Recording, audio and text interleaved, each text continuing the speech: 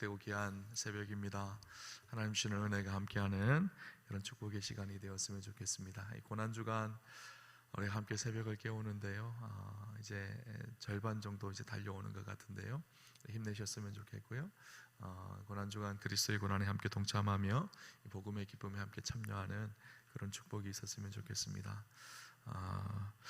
우리가 계속해서 이 로마서를 나누면서요, 우리가 어제 나누었던 본문은 어떤 본문이었는가 하면 우리가 죄인이라는 사실을 나누었죠.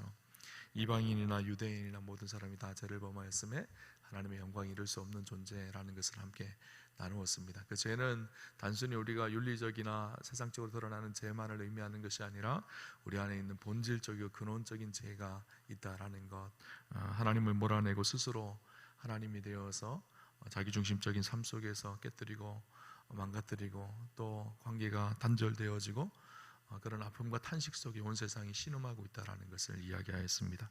그 죄 속에 있는 우리는요, 그 결과가 무엇인가 하면 사망이라고 성경은 이야기합니다. 죄는 절망입니다. 왜냐하면 그 죄악 속에 있는 우리 스스로가 우리를 구원할 수가 없기 때문이죠.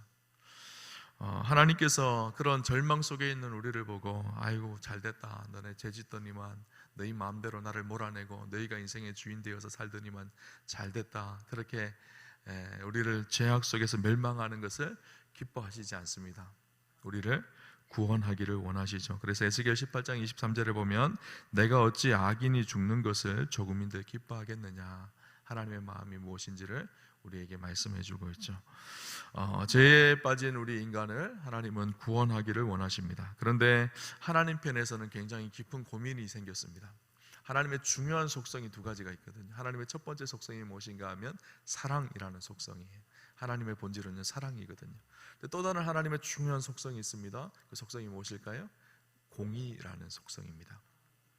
죄인된 우리를 하나님은 구원하기를 원하시고 그 죄를 용서하기를 원하시는데 그것은 정면으로 하나님의 공의의 속성에 충돌하는 것이거든요. 공의는 무엇일까요? 죄에 대해서 공정한 심판과 정의가 있는 것이 공의거든요. 하나님은 공의로우신 분이세요. 죄에 대해서 심판하시는 분이시죠. 죄인된 우리를 무조건 용서한다고 해서 하나님의 그 사랑에는 충족되어지지만 하나님의 또 다른 속성인 공의에는 충족이 되지 않는 일이거든요. 하나님의 입장 속에서는 굉장히 큰 어려움이죠. 아마 하나님이 깊은 고민에 빠지셨을 것 같다라는 생각이 들어요. 하나님이 물론 그렇게 우리처럼 고민하시는 분은 아니시지만, 좀 말이 이상하기도 하지만, 그럼에도 불구하고 하나님의 입장 속에서는 죄인된 우리를 구원한다는 것이 쉬운 일이 아니었던 것 같습니다. 하나님이 이 모든 이 공의의 문제를 정당화할 수 있는 방법이 무엇일까? 하나님은 깊은 지혜와 하나님의 깊은 능력으로 이 문제를 해결해 가려고 하셨습니다. 하나님의 본성으로 불가능한 이 공의에 충돌하는 부분, 이 부분을 어떻게 해야 했을까요? 하나님은 분명히 죄를 미워하시는 분이거든요. 그리고 질투하시는 하나님이시거든요. 죄에 대해서 심판하시는 분이십니다. 하나님은 자신의 의로움을 나타내는 구원의 길을 찾아야 했습니다. 하나님의 공의와 사랑이 충돌하지 않는 우리를 구원하시는 그 길을 찾으셔야 됐어요. 그것은 자신의 모든 지혜와 능력을 다 동원하지 않으면 있을 수 없는 그런 방법이었습니다. 거룩하시고 의로우신 하나님이 죄인인 우리를 무조건 용서하시고 의인으로 받아들인다는 것은 사실 상상할 수가 없었던 일입니다. 우리는 쉽게 구원받을 수 있는 동시에 하나님은 자기의 거룩함을 지키는 그 방법을 찾아내야 됐던 것이죠.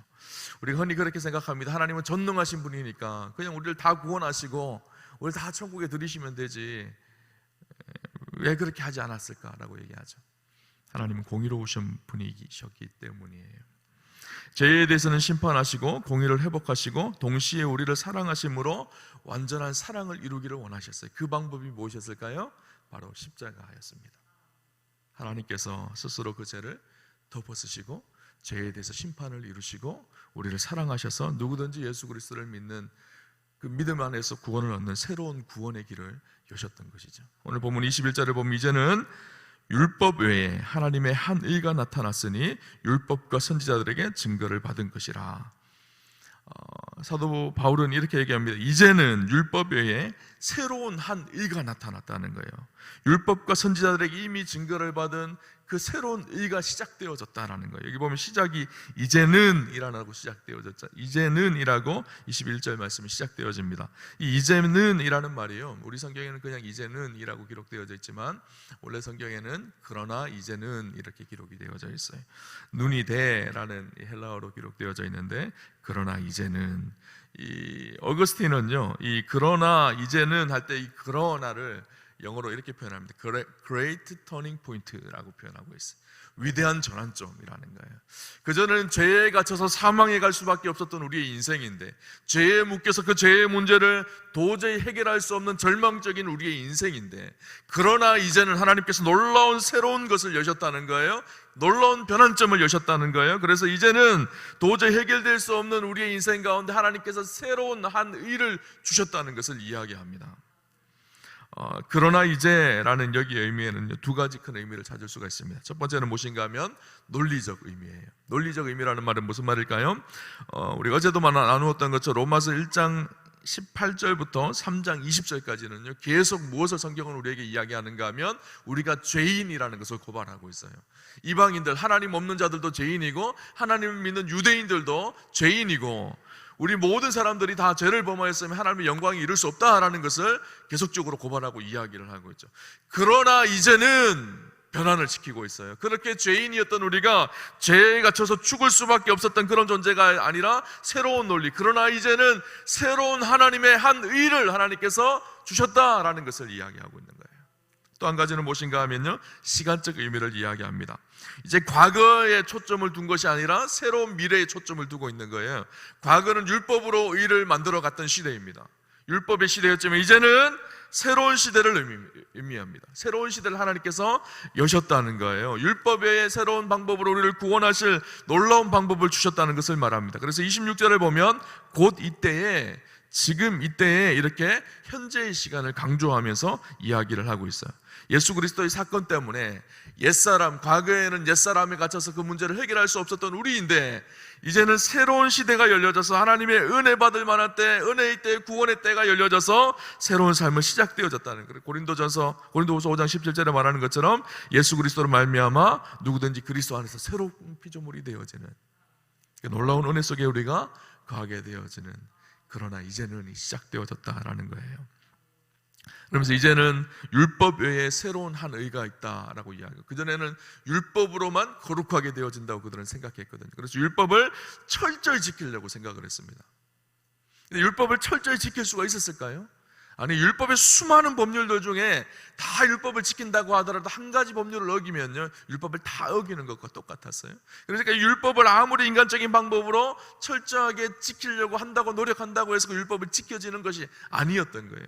하나님께서 이 율법으로 말고 이제는 율법에 관계없이 믿음으로 새롭게 되어지는 놀라운 한 의를 주셨다는 거예요. 옛 언약을 폐하고 새 언약을 우리에게 주셨다는 것을 이야기합니다. 율법 외에 한 의가 나타나. 근데 이 새롭게 나타난 이 한 의는 갑자기 뚝 하고 떨어진 것이 아니라 율법과 구약의 예언자들을 통해서 이미 증거되어진 것이라고 21절은 이야기해주고 있죠. 그래서 우리가 로마서, 우리가 내일 나누지는 못할 것인데 로마 4장에 가면요 이것이 갑자기 나타난 것이 아니라고 이야기하고 있어요. 아브라함도 믿음으로 의롭게 되어졌고 다윗도 믿음으로 의롭게 되어졌다라는 것을 성경은 이야기하고 있다라는 것을 말하고 있어요. 그리고 우리가 잘 아는 것처럼 하박국 2장 4절 말씀, 의인은 오직 믿음으로 말미암아 살리라 함과 같으니라, 로마서의 주제와 같은 이 말씀도 사실은 하박국 예언자가 한 말씀이라는 것을 이야기하며 구약시대부터 하나님께서 일들을 준비하셨고 일들을 이루어가고 계셨다라는 것을 이야기하고 있는 것이죠. 우리를 위해서 열어놓으신 구원의 길, 이 구원의 길이 구체적으로 어떤 길인지를 22절부터 쭉 이야기를 합니다. 22절 보니까 곧 예수 그리스도를 믿음으로 말미암아 모든 믿는 자에게 미치는 하나님의 의인이 차별이 없느니라. 하나님께서 새롭게 여신 이 의의 길, 하나님께서 새롭게 여신 이 구원의 길은 예수 그리스도를 믿음으로 말미암아 시작되어지는 길이라는 거예요. 유대인이어야 되는 것이 아니라 이방인도 상관없이 누구든지 예수 그리스도를 구주로 고백하고 예수 그리스도의 십자가의 죽으심과 부활하심을 믿는 사람, 그 사람에게 여신 새로운 의의 길이 열려졌다라는 것을 이야기합니다. 23절은요 저는 1장 17절부터 3장 18절까지의 그 내용들을 다시 한번 쭉 정리하면서 결론 짓는 장면이, 모든 사람이 죄를 범하였음에 하나님의 영광이 이르지 못하더니. 그죠? 모든 사람이 죄를 지어서 하나님의 영광이 이르지 못하는 그런 상황 속에 우리가 빠져 있다라는 것을 다시 한번 설명을 해줍니다. 여기서 죄라는 것은 원죄로 인해서 그 후에 일어나는 모든 죄까지 포함되어지는 죄입니다. 그 죄로 인해서 하나님과의 관계에 단절이 일어나고 하나님의 영광이 이룰 수 없는 우리의 존재가 되어졌음을 이야기하고 있는 것이죠. 하나님께서 처음 우리 인간을 창조하실 때 하나님의 형상으로 창조하셨습니다. 하나님의 형상으로 창조하셨다는 것은 그분의 은혜 안에 거하며 그분과 교제하며 그분의 영광을 누릴 수 있는 존재로 창조하셨다라는 거예요. 그것 때문에 아담은 에덴 동산에서 하나님과 교제를 누리는 특권을 가지고 있는, 다른 피조물과 다른 존귀한 존재로 하나님께서 우리를 창조하셨다라는 것이죠. 그런데 우리가 그죠? 유명한 사람을 만나거나 아주 높은 사람을 만나면 그 만나는 것 자체가 자랑이고 기쁨이고 영광이죠. 근데 살아계신 하나님과 함께 교제하며 그분과 함께하는 그 영광 속에 우리가 거하고 있었어요. 그런데 제가 그 관계를 단절시켜 버렸습니다. 제가 하나님과 영광과의 관계를 무너뜨리고 하나님의 영광을 누릴 수도 없는 존재로 그렇게 바꿔버렸죠. 하나님께서 만드신 에덴 동산에서 추방을 당하게 되어집니다. 하나님을 영화롭게도 아니하고 경배하지도 아니하는 악한 존재가 되어졌던 것이 죄의 결과입니다. 영광스러운 하나님과 영광스러운 동행이 사라져 버린 것이죠. 우리가 사는 세상은요, 신라곤이 되어져 버렸습니다.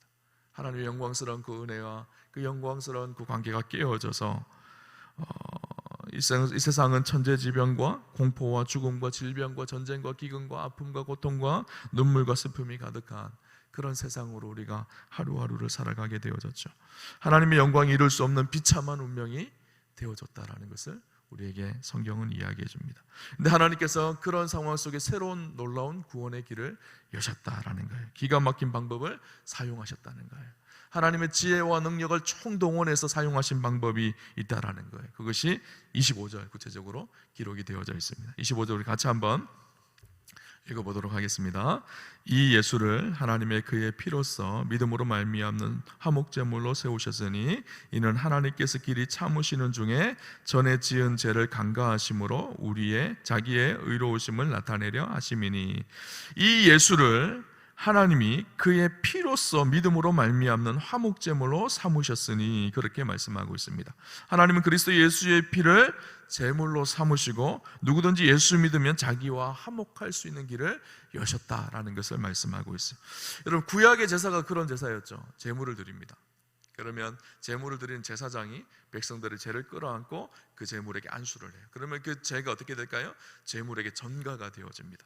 제물을 어떻게 되죠? 잡게 되어요. 죽여요. 그러면 그 죄에 대해서는 심판을 받게 되어지는 것을 의미합니다. 그리고 그 제물의 죄를 전가했던 사람은 그 제물이 죽음으로 인해서 내 죄가 용서되어졌다라는 것을 믿게 되어집니다. 그러면 새로운 삶을 시작되어지죠. 구약은 그런 제사를 정기적으로 계속적으로 그렇게 드리는 것이 구약의 제사의 방법입니다. 근데 예수님께서 우리의 화목제물이 되어서 단번에 십자가의 죽으심으로 인해서 우리의 모든 죄를 단번에 용서하시고, 우리를 위해서 십자가에 죽으시고 우리의 모든 죄를 끌어안고 그 죄를 단번에 용서하셨다는 사실을 믿음으로 인해서 우리가 거룩하고 의로운 하나님의 백성이 되어진다는 새로운 의로운 길을 여셨다는 거예요. 우리는 모든 죄에서 사함을 받고 이것이 그 피를 믿으라라는 의미라는 것을 오늘 본문은 우리에게 이야기해 주고 있죠.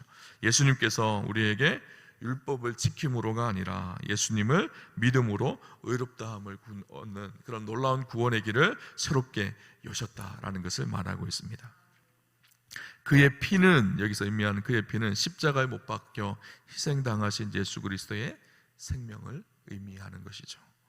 하나님은 이로 인해 자기의 거룩함과 공의를 만족하며 손상시키지 않고 우리를 구원하시는 새로운 놀라운 길을 여셨던 것을 보게 되어집니다. 예수님을 통해서 당신의 죄값을, 우리의 죄값을 다 지불하셨어요. 그래서 우리는 이것을 무엇이라고 부르는가 하면요, 은혜라고 불러요. 오늘 본문 24절이죠. 24절에 하나님의 은혜라는 표현을 사용하고 있습니다. 성경에 보면요, 은혜라는 단어의 신약 성경에 155번이 나옵니다. 그 중에 사도 바울이 표현했던 단어가 100번 이상입니다. 로마서에 24번이 사용되어집니다. 성경 중에 은혜라는 말이 가장 많이 사용되어진 성경이요, 바로 로마서예요. 이 은혜라는 말은요, 카리스라는 말인데 기쁨이라는 말과 통합니다. 무슨 말일까요? 우리가 그 문제를 해결할 수 없는, 값없이 그저 받게 되어지는 놀라운 기쁨의 소식, 이것이 은혜이죠. 그래서 이 은혜라는 말은요, 복음을 한마디로 해놓은 말을 은혜라고 할 수가 있습니다. 받은 은혜가 클수록 기쁨도 커지는 것이죠. 하나님의 은혜를 생각하면 할수록 우리의 감격은 더욱 커지는 거예요. 우리가 주일학교 때 교회 학교를 다니면서 들었던 이야기 중에 하나님의 은혜를 표현하는 말 중에 이런 이야기가 있습니다. 옛날 어느 나라에 선한 임금이 있었습니다. 그런데 백성들이 너무 많은 죄를 짓는 거예요. 그래서 엄한 죄로 백성들을 좀 다스려야 되겠다라는 생각이 들었어요. 그래서 중한 죄를 짓게 되어지면 백성들의 눈을 뽑아버리는 그런 법을 만들었습니다. 사람들이 이제 그 법을 철저히 지키려고 노력을 했죠. 그런데 어느 날 한 사람이 그 범죄를 하고 왕 앞에 끌려왔습니다. 눈을 뽑아야 되는데 가만히 보니까 자기 아들이 온 거예요. 그래서 왕이 어떻게 해야 될까 고민이 되어졌습니다. 이 두 아들의 눈을, 자기 아들의 눈을 뽑아버리면 자기의 왕후를 계승해서 이 나라를 다스려 가야 될 왕이 될 사람인데 나중에 올바르게 이 나라를 통치하기가 너무너무 힘들 것 같은 거예요. 그렇다고 해서 용서해 주자니 자기가 만든 법을 스스로 파기하는 어리석은 일이 되어지는 것 같다는 생각이 드는 거예요. 한참을 고민해서 온갖 지혜를 다 동원해서 내린 결론이 있었습니다. 자기 아들의 눈을 하나를 뽑고 자기의 눈 하나를 뽑는 것이었어요. 그러면 충족이 되어지는 것이죠. 법을 해치는 것도 아니고 동시에 이 아들이 한쪽 눈이 있기 때문에 이후에 나중에 나라를 잘 다스려갈 수 있는 그런 길들로 이어지는 새로운 길을 열었던 것이죠. 이것을 우리가 복음에 비유해서 그 아버지가 아들을 사랑하는, 임금이 아들을 사랑하는 그 마음을 은혜라고 표현하기도 한다고 제가 어렸을 때 들었던 이야기입니다. 근데 사실 이것도 하나님의 놀라운 은혜를 다 표현하기에는 정확한 이야기는 아닌 것 같아요. 어쨌든 간에 아들도 눈을 뽑았잖아요. 하나님께서는 우리에게 이 놀라운 은혜를 이루시기 위해서 십자가에 당신을 내어주셨어요. 그 은혜를 받고 우리는 믿음으로 말미암아 구원을 얻는 축복을 누리게 되어진 것이죠. 그것이 은혜입니다. 이처럼 믿음으로 의롭다함을 받은 사람의 특징이 있습니다. 무엇인가 하면요, 자기의 믿음을 자랑하지 않아요. 그래서 오늘 본문 27절에 보면 그런즉 자랑할 때가 어디냐, 있을 수가 없느니라. 무슨 법으로냐, 행위로냐, 아니라 오직 믿음의 법이로니라. 무엇이든지 우리가 자랑할 것이 없다라는 거예요. 왜냐하면 그 하나님의 놀라운 은혜로 우리가 구원을 받았기 때문이라는 거예요. 어떤 사람은 믿음조차도 자기의 자랑거리로 만들어놓은 사람들도 있습니다. 나는 이만큼 믿음이 있어, 나는 대단한 믿음이 있는 사람이야, 나는 굉장히 높은 사람이야, 이렇게 믿음으로 자기를 축혀 세우는 사람들을 볼 때가 있습니다. 여러분, 믿음이 자랑이 되어질까요? 아니에요. 믿음은요, 우리가 자랑할 수 있는 것이 아니에요. 여러분, 제가 간혹 그런 질문을 드립니다. 은혜가 중요할까요? 믿음이 중요할까요? 우리가 구원받기 위해서 은혜가 중요할까요? 믿음이 중요할까요? 무엇이 중요할까요? 믿음이 중요할까요? 은혜가 중요할까요? 물론 둘 다 중요하겠죠, 그죠? 이런 예화로 좀 쉽게 예를 들 수 있을 것 같아요. 어떤 사람이 물에서 수영을 하다 물에 빠졌습니다. 그래서 허우적거리면서 죽어가고 있었어요. 길을 지나가다 한 청년이요, 그 빠져가는 그 사람을 보고 이 사람이 물속에 밧줄을 묶고 뛰어들었어요. 구하기 위해서. 그래서 이 사람이 다행히 수영을 잘 할 수 있어서 그 사람에게 막 수영을 해서 가서 그 사람에게 목숨을 걸고 뛰어들어가서 손을 탁 내밉니다. 구원의 손길이죠, 그죠? 물에 빠진 사람이 덥석 그 손을 탁 잡았어요. 다시 수영을 해서 그 사람을 구조해서 냈습니다. 여기서 은혜가 무엇일까요? 그 빠져 죽어가는 사람을 보면 안타깝게 여겨서 물속에 자기의 목숨을 걸고 뛰어드는 것이요, 은혜예요, 그죠? 구하기 위해서. 믿음은 무엇일까요? 그 구하기 위해서 뛰어든 사람이 손을 내밀었을 때 그 손을 덥석 잡는 것이요, 믿음이에요. 자, 다시 생각해 봅시다. 그러면 은혜가 중요할까요? 믿음이 중요할까요? 은혜가 중요하죠. 그죠? 은혜가 있어요. 은혜가 있지 않으면 우리의 믿음은 아무것도 아니에요, 그죠? 우리의 믿음은요, 그냥 잡는 거예요, 잡는 거. 나를 구하기 위해 오신, 나를 살리기 위해 오신 예수 그리스도, 나를 위해서 이 땅에 십자가에 죽기까지 사랑하기 위해 오신 예수 그리스도의 그 놀라운 은혜를 우리는 그냥 덥석 잡고 수용하는 것, 이것이 믿음이거든요. 여러분, 믿음을 자랑할 수가 있나요? 아니요. 놀라운 은혜를 주신 그 하나님의 놀라운 은혜를 자랑해야죠. 근데 우리는 자꾸 믿음을 자랑하려고, 난 대단한 믿음이 있고 대단한 능력이 있고 대단한 믿음의 액션이 있는 사람이라고 자랑합니다. 아니, 우리는 우리의 입장 속에서 자랑할 것이 아무것도 없어요. 하나님의 은혜만 자랑할 거예요. 그죠? 나를 위해서 이 땅에 오신 예수 그리스도, 우리를 위해서 우리를 죽기까지 사랑하셔서 우리의 모든 죄를 사하기 위해서 십자가에 기꺼이 자기 자신을 내어드린, 우리를 위해서 구원의 손을 베푸신 그 놀라운 은혜를 자랑하는 거예요. 우리는 그분의 손을 잡기만 한 거거든요. 물에 빠진 사람이 그 위급한 상황 속에 누가 손을 안 잡겠어요, 그죠? 근데 손을 안 잡는 사람들이 있어요. 여러분, 하나님 우리에게 놀라운 은혜를 베푸셨습니다. 그것이 복음이에요. 맞아. 죄로 인해 죽을 수밖에 없었던 우리의 인생인데, 죄로 인해서 영원한 사망길로 갈 수밖에 없었던 우리의 인생인데, 당신의 아들 독생자 예수 그리스도를 보내어 주셔서 우리의 화목제물이 되게 하셔서 그 예수 그리스도에 드려지는 단번의 제사로 우리를 영원한 생명으로 구원하신 놀라운 은혜 속에 있다는 사실을 기억하십시오. 이것이요 복음입니다. 여러분, 우리가 이 복음의 감격과 은혜를 잊지 않았으면 좋겠어요. 이 복음의 은혜 앞에서는 아무도 자기를 자랑할 사람이 없습니다. 자기 행위나 능력이나 그 무엇도 다 자랑할 것이 없어요. 우리가 하는 행위는 그저 손을 잡는 것뿐이었었어요.